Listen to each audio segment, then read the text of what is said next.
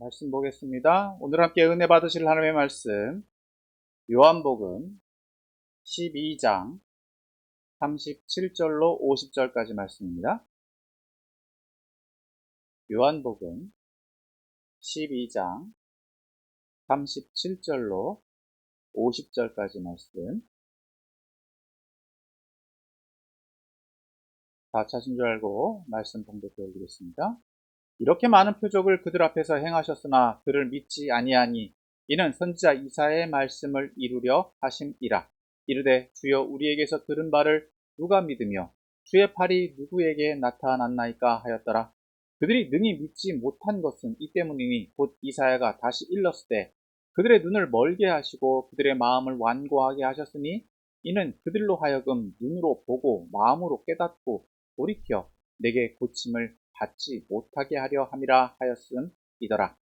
이사야가 이렇게 말한 것은 주의 영광을 보고 주를 가리켜 말한 것이라. 그러나 관리 중에도 그를 믿는 자가 많되 바리새인들 때문에 드러나게 말하지 못하니 이는 출교를 당할까 두려워함이라. 그들은 사람의 영광을 하나님의 영광보다 더 사랑하였더라. 예수께서 외쳐 이르시되 나를 믿는 자는 나를 믿는 것이 아니요 나를 보내신 이를 믿는 것이며 나를 보는 자는 나를 보내신 이를 보는 것이니라. 나는 빛으로 세상에 왔나니 무릇 나를 믿는 자로 어둠에 거하지 않게 하려 함이로라. 사람이 내 말을 듣고 지키지 아니할지라도 내가 그를 심판하지 아니하노라. 내가 온 것은 세상을 심판하려 함이 아니요 세상을 구원하려 함이로다. 나를 저버리고 내 말을 받지 아니하는 자는 심판할 이가 있으니 곧 내가 한 그 말이 마지막 날에 그를 심판하리라. 내가 내 자의로 말한 것이 아니요 나를 보내신 아버지께서 내가 말한 것과 이를 것을 친히 명령하여 주셨으니 나는 그의 명령이 영생인 줄 아노라. 그러므로 내가 이르는 것은 내 아버지께서 내게 말씀하신 그대로니라 하시니라. 아멘.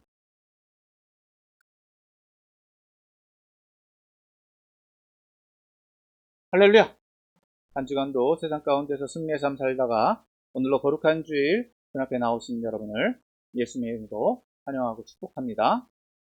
오늘 이제 요한복음 12장 5번째 시간입니다. 오늘도 함께 읽은 본문 말씀을 통해서 은혜를 나누길 소망합니다.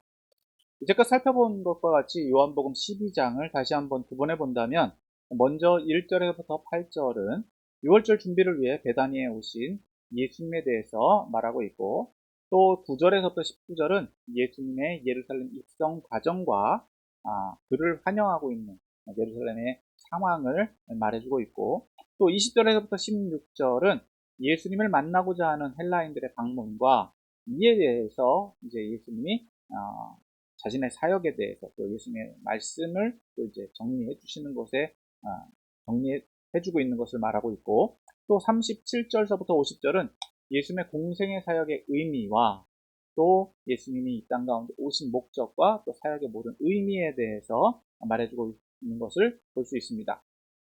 자, 오늘 이제 37절부터 50절까지의 말씀을 본 것으로 함께 그 내용을 좀 더 살펴보고 그 말씀을 우리에게 적용해 보므로 함께 은혜를 나누기를 소망합니다. 먼저 37절서부터 43절까지 말씀을 봅니다.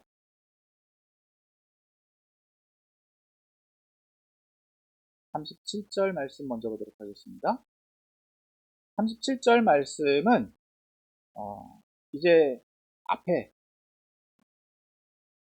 이제까지 예수님의 사역과 또 예수님이 행하신 모든 표적들에 대해서 어떻게 이스라엘 백성들이 반응하고 있는지를 정리해 주는 것으로 볼 수 있습니다. 계속해서 반복된 말씀이라고 할 수 있는데 자, 37절 같이 읽습니다. 이렇게 많은 표적을 그들 앞에서 행하셨으나 그들이 믿지 아니하니. 오늘 본문은 예수님께서 행하신 표적들을 정리해주고 있죠. 예수님께서 많은 표적들을 행하셨음에도 불구하고 예수를 믿고 따르는 사람들도 있지만 그렇지 않은 사람들도 있다라는 거예요. 다시 말해서 어디에 더 비중을 두고 있느냐? 믿고 따르는 사람보다 믿지 않는 사람들이 더 많다는 겁니다. 이것은 당시의 상황을 당시 예수님에 대한 보편적인 상황을 말해준다라고 볼 수 있어요. 좀 더 정리해본다면 앞서 말한 것처럼 요한복음 12장 전반부에는 예수님이 예루살렘에 입성하실 때 많은 사람들이 종려나무 가지를 들고 예수님 환영하고 또 예수님을 영접했습니다. 하지만 곧 이어서 예수님에 대해서 보이고 있는 반응들은 뭐냐? 예수님에 대한 부정적인 반응들, 예수님을 의심하고자 하는 반응들이 있었다라고 하는 거죠. 그것을 지금 얘기해주고 있어요. 그러면 왜 그들이 이렇게 반응할 수밖에 없는가라는 것을 요한 기자는 이렇게 정리합니다. 38절서부터 그 내용이 나오는데, 자, 38절, 39절 같이 봅니다. 시작. 이는 선지자 이사야의 말씀을 이루려 하심이라. 이르되 주여 우리에게서 들은 바를 누가 믿으며 주의 팔이 누구에게서 나타났나이까 하였더라. 그들이 능히 믿지 못하는 것은 이 때문이니. 자, 이것은요, 이사야 53장 1절의 말씀을 그대로 인용한 거예요. 자, 이사야 53장 1절은 우리가 전하는 것을 누가 믿었느냐? 여호와의 팔이 누구에게 나타났느냐? 이렇게 말하고 있죠. 물론 이사야의 말씀은 이 당시 상황, 즉 바벨론 포로기에 있는, 바벨론의 포로 상황에 있는 이들에게 전해졌던 말씀이라고 한다면 그것을 예수님의 사역의 현장에서 그대로 적용해보더라도 동일하게 이스라엘 백성들이 하나님의 말씀이 나타나는 것, 하나님의 말씀이 실현되는 것을 받아들이지 못한다는 것입니다. 받아들이지 못할 것을 이미 이사야 선지자가 예언했다라고 하는 거죠. 즉 이스라엘 백성들은 예수님을 믿을 수 있는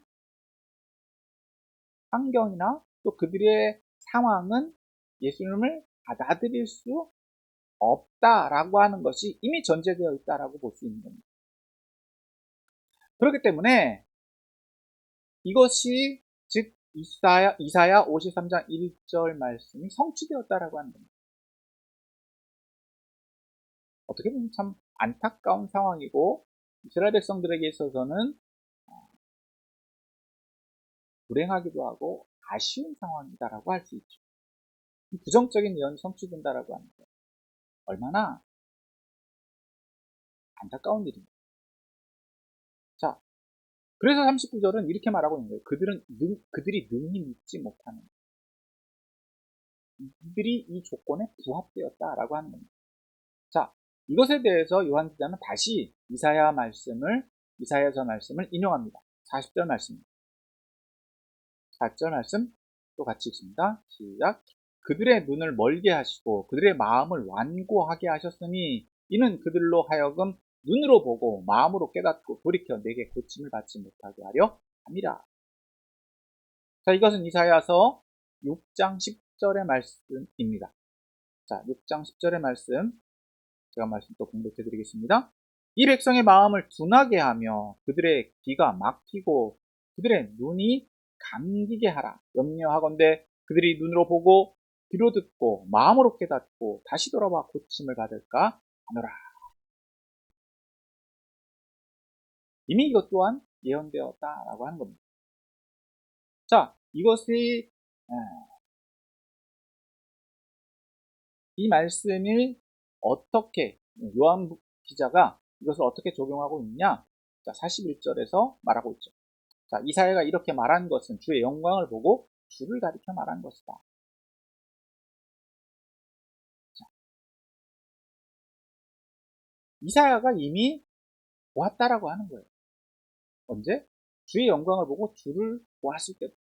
그러니까 이것은 이사야 6장 1절부터 4절까지에서 말씀해 보면 이사야가 하나님을 만나는, 하나님의 환상을 보는 장면이 나옵니다. 그러니까 이미 이사야가 앞으로 있을 일, 즉 이스라엘 백성들과 또 장차 있을 메시아의 초림의 상황까지 이미 다 이사야는 알고 있었다라고 하는 거예요. 어떻게 될 것이다라고 하는 것, 이스라엘 백성들이 어떻게 반응할 것이다라고 하는 것을 이미 보았고 또 그때부터 이미 예정되었다라고도 볼 수 있는데, 그렇기 때문에 요한 기자는 즉 예수님에 대한 거절, 예수님에 대한 이스라엘 백성들의 반응은 즉 이사야가 예언한 모든 내용들에서 또 이사야가 모든 예언들로 말미암아서 성취되고 있다라는 겁니다.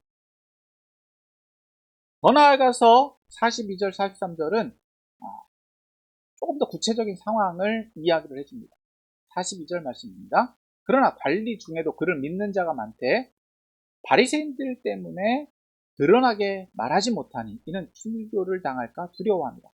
그들은 사람의 영광을 하나님의 영광보다 더 사랑하였다. 자, 앞서 말씀드린 거 보면 전반적으로 이스라엘 백성들은 예수님을 따르는 사람도 있고 따르지 않는 사람도 있다라는 거죠. 그런데 그 가운데에서 부정적인 입장을 취하고 있는 사람들은 즉 이미 예수님을 받아들이지 못하는 존재로 준비되었다라고 볼 수 있는 거예요. 게다가 믿는 사람들, 관리 중에도 믿는 사람들이 있다라고 말합니다. 즉 지도자층에도 예수님을 믿는 사람들이 있었는데 그들이 왜 드러나지 못하느냐, 자신이 예수님을 따른다라고 말하지 못하느냐? 그것은 누구 때문에? 바리새인들 때문에. 즉 더 영향력 있는 또 혹은 바리새인들이라고 하는 자기들을 어떻게 좀 자기들에게 영향력을 끼치거나 유대인들에게 영향력을 끼칠 수 있는 사람들 때문이다라고 하는 겁니다. 즉 자신들이 출교당할까? 즉 공동체에서 퇴출당하고 공동체에서 차별당할 것을 두려워했기 때문이라는 겁니다. 그것에 대한 설명이 바로 43절입니다. 그들은 사람의 영광을 하나님의 영광보다 더 사랑하였다. 사람을 의식했다라고 하는 겁니다. 자, 계속해서 이제 요한 기자는 당시 상황을 이제 정리를 해서 말해주고 있는 것이죠. 이제 44절서부터 또 50절까지의 말씀을 봅니다. 이제 여기에서는 이제 예수님이 자신의 사역에 대해서 정리를 하고 계시는데 요한 기자는 이것을 누구의 말을 인용하고 있냐? 예수님 자신의 말, 예수님이 선포하셨던 말씀을 정리하고 요약하고 있다라고 볼 수 있어요. 그것을 이제 어떻게 볼 수 있냐? 44절 전반부에 이렇게 말하고 있습니다. 예수께서 외쳐 이르시되, 즉 예수님의 말씀, 예수님이 이렇게 말씀하셨다라는 거죠. 그러니까 예수님이 말씀하신 내용들을 정리하고 있어요. 즉 예수님의 말씀을 그대로 인용해서 말하고 있는데, 자, 첫 번째 44절 후반절부터 45절까지 말씀 봅니다. 여기서 뭐라고 처음에 예수님의 말씀을 정리를 하고 있냐? 나를 믿는 자는 나를 믿는 것이 아니요 나를 보내신 이를 믿는 것이며 나를 보는 자는 나를 보내신 이를 믿는 것입니다. 여기서 볼 수 있는 것처럼 예수님이 이 땅 가운데 오신 이유, 또 예수님을 믿어야 하는 이유, 그 의미에 대해서 말해주고 있는 것을 볼 수 있습니다. 즉 나를 믿는 것은 나를 믿는 게 아니라 누굴 믿는 것이다? 나를 보내신 이를 믿는 것이다. 그러니까 누구에 의해서 자기가 보냄을 받았느냐? 예수님의 주장에 의하면 자신은 하나님에 의해서, 아버지 하나님에 의해서 보내심을 받았다라는 거 말하고 있죠. 그래서 자신을 믿는 것은 누구를 믿는 것이다? 하나님을 믿는 것이다 라고 말하고 있고, 나를 보는 것은 누구를 보는 것과 같다? 하나님 보는 것과 같다 라고 말하고 있는 것입니다. 그래서 이제 46절은 이렇게 말합니다. 나는 빛으로 세상에 왔나니 물은 나를 믿는 자로 어둠에 거하지 않게 하려 함이로라. 이건 상식적인 표현이죠. 예수님이 세상에 오신 형태를 말하고 있는데 빛의 형태로 왔다라고 하는 겁니다. 앞서 우리는 빛에 대해서 계속해서 살펴봤죠. 빛은 밝은 것이고 방향을 가르쳐주고 부정적인 것들을 제거하는 역할을 하고 있다라는 것입니다. 그래서 예수님은 빛으로 세상에 오셨다. 그래서 빛 가운데 있다라고 하는 것, 즉 예수님을 믿는 사람은 어디에 속하게 된다? 빛에 속하게 된다라고 말하고 있고요. 결과적으로는 어둠에 거하지 않게 하기 위함이다라고 예수님 말씀하고 있는 것입니다. 자, 이제 계속해서 또 47절, 48절도 봅니다. 47절, 48절 또 말씀 보면 사람이 내 말을 듣고 지키지 아니할지라도 내가 그를 심판하지 아니하노라. 내가 온 것은 세상을 심판하려 함이 아니요 세상을 구원하려 함이로라. 나를 저버리고 내 말을 받지 아니할 자는 받지 아니하는 자를 심판할 리가 있으니 곧 내가 한 그 말이 마지막 날에 그를 심판하리라. 여기서 예수님의 말씀, 예수님이 이 땅 가운데 오신 목적을 조금 더 구체적으로 살펴볼 수 있는데, 자, 47절에 말씀하고 있는 것처럼 예수님은 분명히 이렇게 말씀하고 계세요. 사람이 내 말을 듣고 지키지 아니할지라도 안 들을 수 있다. 예수님을 믿지 못한다. 예수님을 또 말씀을 들었다 할지라도 지키지 못한 사람들이 있다라고 하는 것을 예수님 알고 계세요. 자, 그렇다고 할지라도 예수님은 어떻게 하신다고요? 내가 그를 심판하지 아니하요. 분명히 우리는 이 말씀도 살펴봤습니다. 예수님에게는 심판의 권한이 있습니다. 심판의 권한이 주어져 있지만 예수님이 이 땅 가운데 오신 목적은 심판하려 하기 위해서 오신 게 아니다라고 분명히 말씀하고 계세요. 예수님 오신 목적은 어디에 있다고요? 내가 온 것은 세상을 심판하려 함이 아니요 세상을 구원하려 함이로라. 예수님 1차 목적은 구원에 있다는 거예요. 그 다음에 이제 48절입니다. 나를 저버리고 내 말을 받지 아니할 자. 즉 조건이 변화됩니다. 예수님의 말씀에 예수님의 기점이 돼서 예수님이 오신 것을 기점이 돼서 예수님 말씀이 선포된 것을 기준 삼아서 이제 예수님을 믿어줄 수 있는 기회가 주어졌는데 이제는 예수님을 믿을 수 있는 기회가 주어졌음에도 불구하고 그 말씀을 믿지 아니하면 예수님이 심판하시는 것이 아니라 누가 심판할 다른 분이 심판할 것이다. 즉 예수님의 말씀을 거절한 것에 대해서 심판이 임하게 된다는 거예요. 이제 그때가 언제냐? 마지막 날에 그를 심판하리라는 겁니다. 자, 그렇기 때문에 분명한 것은 이 심판이 지금 당장이냐 아니면 이후냐라고 하는 거예요. 근데 오늘 본문에서 볼 수 있는 것처럼 분명한 것은 마지막 날이라고 하는 마지막 때라고 하는 그 시한이 예수님에 의해서 선포되고 있다는 겁니다. 자, 그리고 이제 49절에서 50절 말씀에 보면 예수님은 이렇게 말씀하고 계시죠. 자, 늘 예수님은 이제 자신이 또 선포하는 이유와 또 선포하는 목적, 그리고 선포의 권한과 책임이 어디에 있느냐?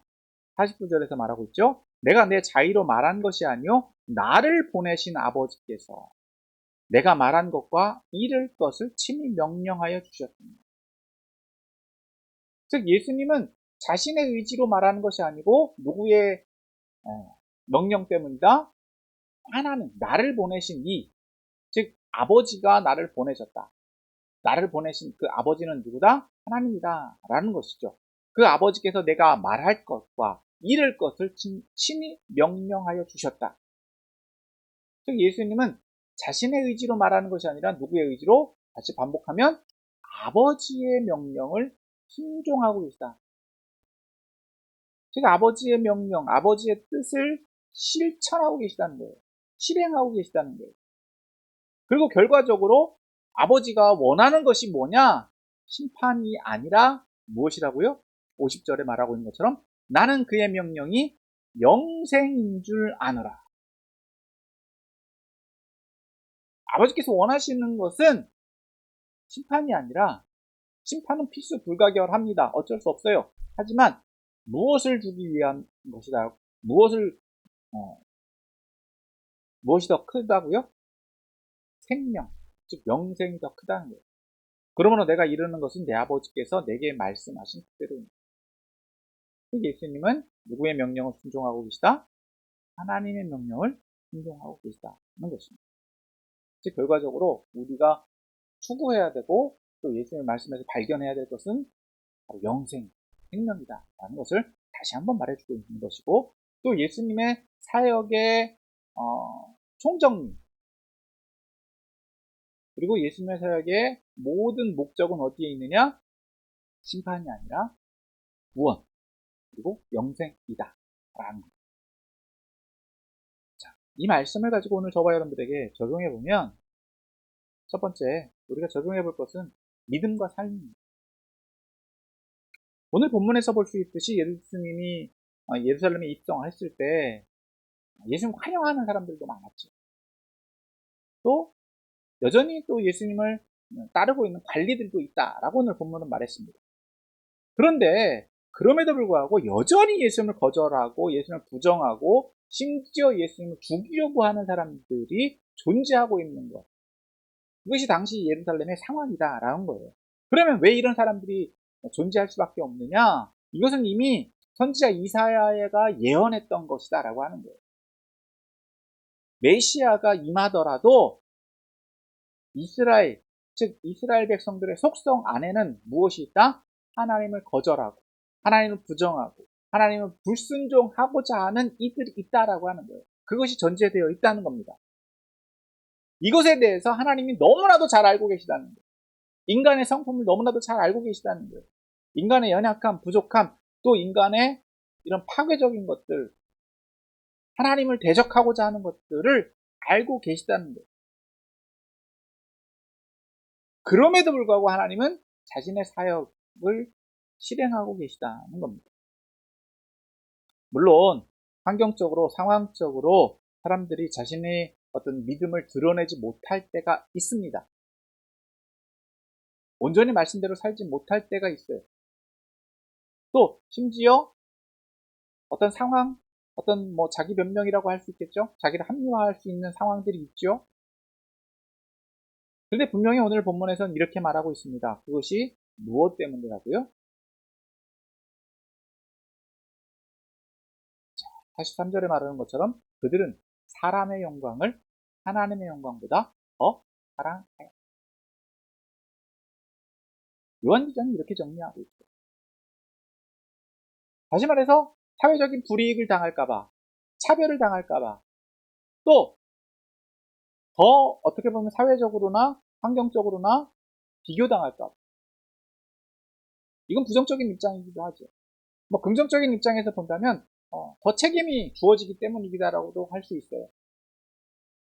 믿는 사람이기 때문에 해야 되는 일도 많고, 또 사회적으로 또 자신도 모르게 억울한 일을 당할 때도 있고, 또 남을 어쩔 수 없이 배려를 해야 되는 경우들도 있죠. 내가 손해를 본의 아니게 손해를 봐야 되는 경우도 있잖아요. 누구 때문에? 예수님 때문에. 믿는다라고 해요.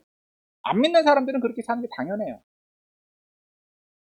안 믿는 사람들은 자신의 유익을 위해서 불의를 행하기도 하고 그것을 당연하게 생각하기도 합니다. 그러나 믿는 사람들은 어떻게 한다고요? 누구 때문에? 하나님 때문에, 예수님 때문에. 누가 정한 것도 아니지만, 법에도 없지만 그렇게 살 수밖에 없다라고 하는 거예요. 왜 그렇다고요? 우리가 하나님 백성이기 때문에 그렇다는 거예요. 하나님 백성이기 때문에 그렇게 살아야 되는데 그렇게 살지 못하는 것, 이미 알고 계시다는 거예요. 그렇게 살지 못할 것을 알고 계시다는 거예요. 이것이 예수님 시절에 실현되고 있다는 거예요. 그러나 오늘 이와 같은 상황들이 오늘 저와 여러분들에게도 동일하게 일어나고 있다는 거예요. 내가 믿는다고 떳떳하게 말하지 못하고 또 앞으로도 이런 일들이 일어날 수 있습니다. 종교적으로 어떤 비교당하기도 하고 또 종교적으로 어떤 차별당하기도 하는 상황들이 일어날 수 있습니다. 점점 심화돼 가고 있는 상황들을 보게 되잖아요. 물론 이런 것들을 내가 항상 자랑하라, 자랑해야만 된다, 이렇게 강조하고 있는 건 아닙니다. 이것 또한 자칫 잘못하면 율법화가 될 수 있기 때문에 조심해야 될 부분들이기는 하죠. 하지만 분명한 것은 내가 믿음대로 사는 것, 말씀대로 사는 것에 대해서는 하나님과 나와의 관계다라고 하는 거예요. 하나님과 나와의 관계를 부정할 수는 안 된다는 겁니다. 즉, 우리가 신앙이 없는데도 불구하고 신앙이 있는 척하고 살고, 하나님의 말씀을 온전히 깨닫지도 못하고 그 말씀대로 살지 못하면서도 어떻다고요?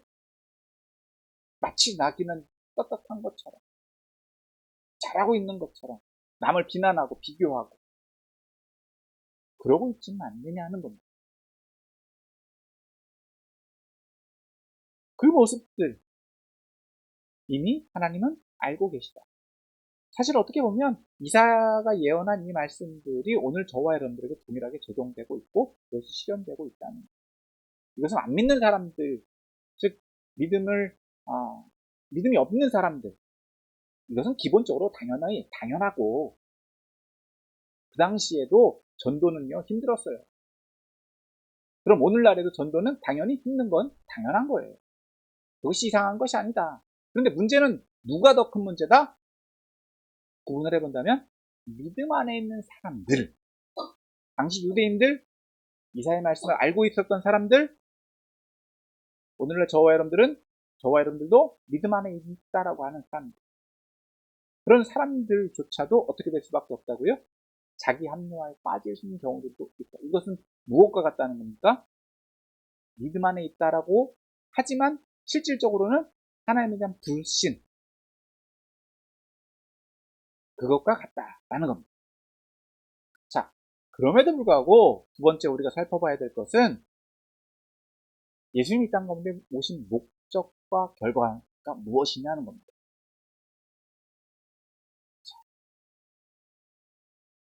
47절 말씀 다시 한번 봅니다. 47절. 자, 사람이 내 말을 듣고 지키지 아니할지라도 내가 그를 심판하지 아니하노라. 내가 온 것은 세상을 심판하려 함이 아니요 세상을 구원하려 함이로라. 자, 전도하면 항상 이렇게 말하죠. 죄 때문에 못 가요.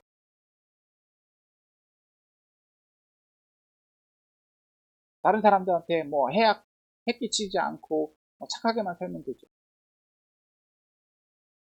듣기 좋은 교만합니다. 듣기 좋은 교만함이에요. 여러분, 이미 세상 사람들은요, 안 믿을 작정을 하고 살아요.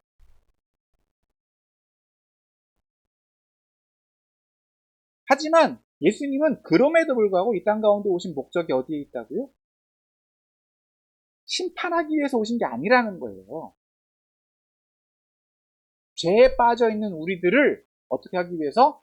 구원하기 위해서다라고 하는 겁니다. 예수님을 모르는 이들에게는 이 책임이 조금 덜 하죠. 하지만 이미 예수님이 증거되었다. 예수님 믿을 수 있는 기회가 주어졌다라고 한 이상에는 책임이 누구에게 전가된다?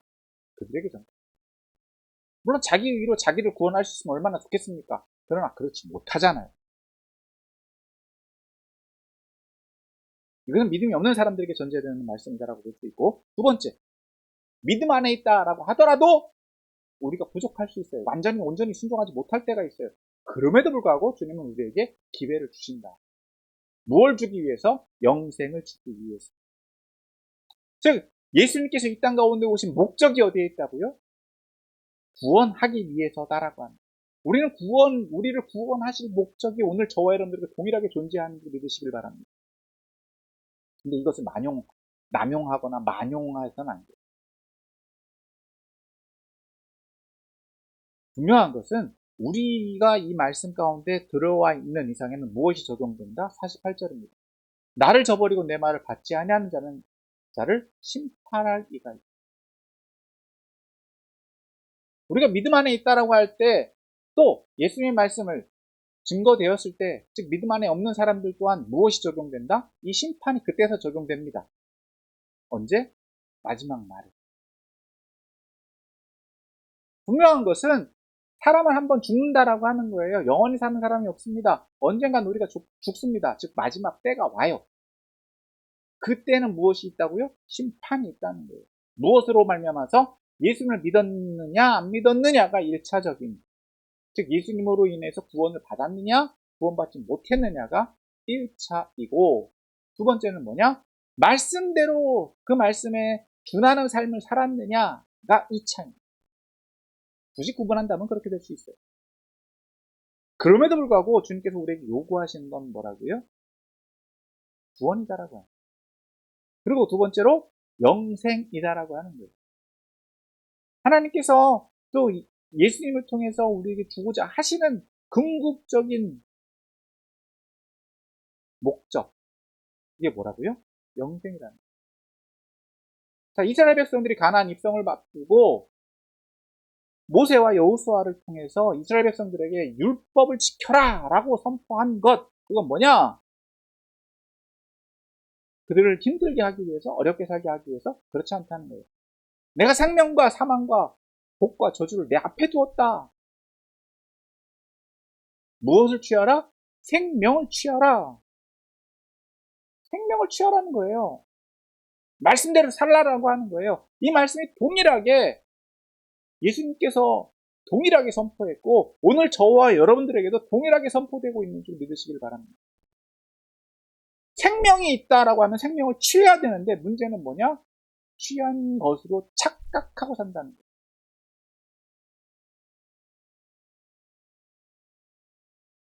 여러분, 생명을 얻었으면 살아야죠. 산 사람은 살아야죠. 산 척하고 사면 안 돼요.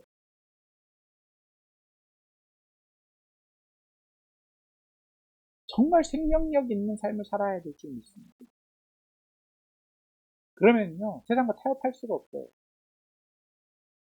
뭐 굳이 내가 살아있다라고 증명하지 않아도 돼요. 살아있는 사람, 산 사람과 죽은 사람 금방 구분됩니다. 내가 그냥 살아있다고 말하지 않아도 돼요. 그냥 돌아다니면 아, 저 사람 살아있구나. 못 돌아다니면 아, 저 사람 죽었구나. 알아요. 그러니까 그 사람의 말과 행동과 태도를 보면 저 사람이 살았는지 죽었는지 안다는 거예요. 저 사람이 생명 안에 있는지 구원의 삶을 살고 있는지 그렇지 않은지 보면 압니다. 이제 앞으로 우리가 또 살펴보겠지만 예수님께서는 뭐라고 말씀하시냐? 그 사람의 열매를 보면 안다. 여러분 식물을 보십시오. 식물이 살아있으면 어떻습니까?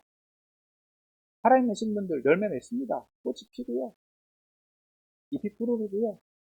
살아있다라고 하는 게 표현이 돼요. 사람도 마찬가지입니다. 믿음 안에 살아가고 있는 사람들은 그 사람에 따른 열매가 나타납니다. 하지만 그렇지 않다라고 하면요, 그 사람의 결과는요, 계속적으로 죽어있는 결과만 나타나요. 살았는지 죽었는지 분별하기 쉽습니다. 뭘 보면 안다고요? 좀 일반적인 표현을 해서 좀 이해하기 쉽도록 말씀드립니다. 그 사람 하는 짓을 보면, 그 사람 하는 말을 들어보면, 그리고 그것을 분별할 수 있으면 살아있는 거예요.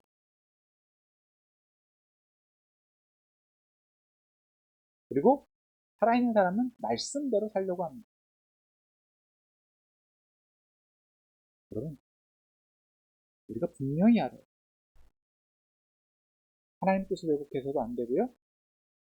예수님께서 이 땅 가운데 오신 목적을 우리가 상실해서도 안 되고요. 변화시켜서도 안 됩니다. 핑계대고 있는 사람들 많이 있습니다. 죄 때문에 못 와요. 여러분, 그 죄를 용서하기 위해서 이 땅 가운데 예수님 오신 거예요. 분명히 말씀드립니다. 예수님 시절에도 예수님 거절하고 있는 사람도 많았어요. 심지어 예수님 죽이려고 하는 사람도 많았어요. 그것과 비교해서 오늘 한국 사회, 한국 교회, 물론 그것과 뭐 1대1로 비교하는 건 좀 쉽지 않습니다만, 그때나 지금이나 전도는 늘 어렵다. 진리는 늘 쉽지 않다. 그러나 그것이 잘못된 것은 아니다. 그리고 기왕이면 우리가 예수님을 믿는다라고 했을 때, 구원의 삶을 산다라고 했을 때, 우리가 선택할 수 있는 선택의 기준은 어디에 있다고요? 말씀대로 사는 것. 어렵지 않아요. 어렵지 않은데 늘 우리가 그것을 어렵게 한다는 거예요. 왜요? 우리의 교만함, 우리의 오만함, 우리의 연약함 때문에. 그리고 더 나아가서 우리가 얼마나 고집스러운지. 안 듣잖아요. 이미 500년 전에 이사야가 선포했는데도 그 말을 계속 듣는데도 나한테는 이건 아니겠지. 이렇게 생각하잖아요. 그 당시에 비교해보면 1000년이 지났어요. 오늘 2000년, 거의 3000년, 2500년 전 그 말씀이 오늘 저와 여러분들에게 적용도 하고 있다라고 하는데 얼마나 변함이 없다라고 하는 거예요. 인간은. 안타까운 현실이기도 하지만 그럼에도 불구하고 우리에게 그건 구원의 기회가 주어지고 있다라고 하는 것이 얼마나 큰 은혜인가. 그러한 가운데 우리가 들어갈 수 있다라고 하는 그런 삶을 살고 있다라고 하는 것이 얼마나 감사합니다.